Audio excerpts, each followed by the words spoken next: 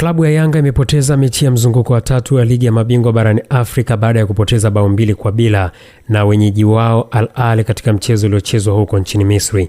Mabao ya Al Ahly yamefungwa na Mahamoud Trezeguet aliyepachika mabao mawili dakika 45 na dakika 75 na kuihakikishia timu yake ushindi huo pamoja na kuondoka na clean sheet. Kwa mujibu wa ratiba, timu hizi zitakutana tena katika mchezo wa mzunguko wa 4 utakaochezwa mwishoni mwa wiki ijayo kwenye uwanja wa New Amani Complex visiwani Zanzibar.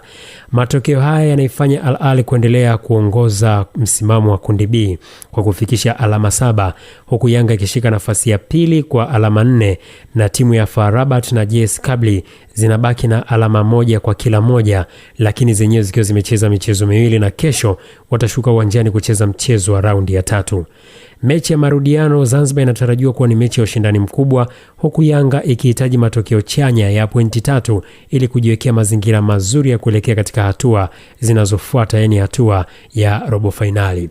Ukitazama Yanga kwa siku ya leo imecheza vizuri wa kucheza kwa kujilinda sana katika asilimia kubwa ya mchezo huo, hasa katika kipindi cha kwanza walichoruhusu bao 1, lakini kipindi cha pili waliingia kwa kufanya mabadiliko ambayo alimtoa Damaro na kumuingiza Pacome, lakini vile vile walimtoa Israel Patrick Mwenda na kumuingiza Mudathiri Yaya, na hivyo Yanga ikawa na mabeki 4 tofauti na awali walikuwa na mabeki 5.